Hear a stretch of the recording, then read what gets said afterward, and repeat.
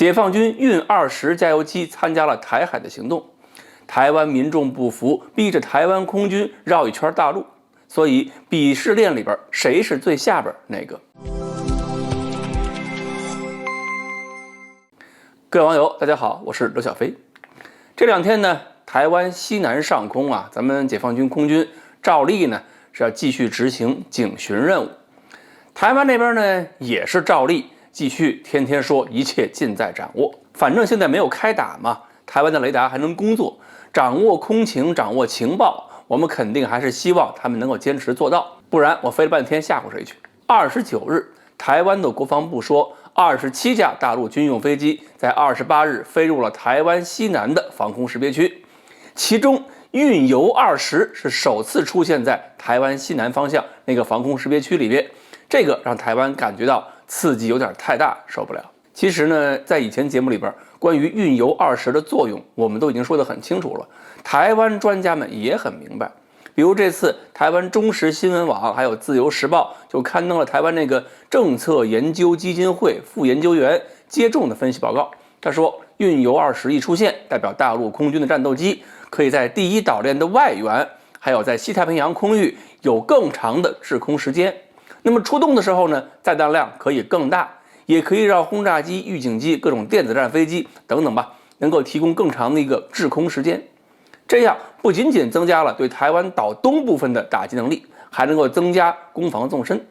原来是飞到台湾东南方向很困难，轰炸机可以过去，战斗机过不去。现在战斗机可以伴随轰炸机一起飞到台湾东南，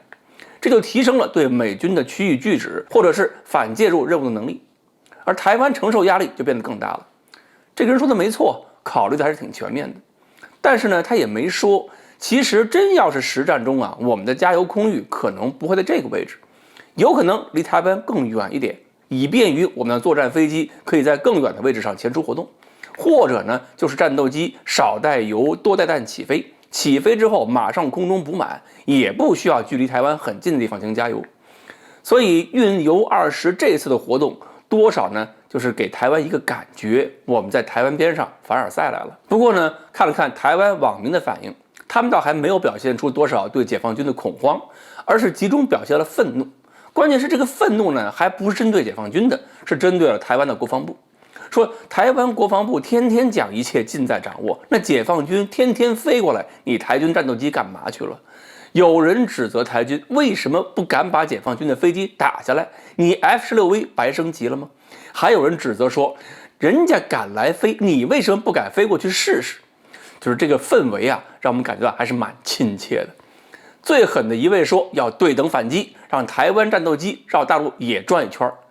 就这么鄙视台军，是不是也太过分了？让台军战斗机绕大陆一圈，就算是台湾飞行员身体扛得住，那台湾飞机油箱也扛不住啊。要不然让解放军的运油20喂喂奶，跑半圈就得了，然后可以在我们西北的某个机场降落吗？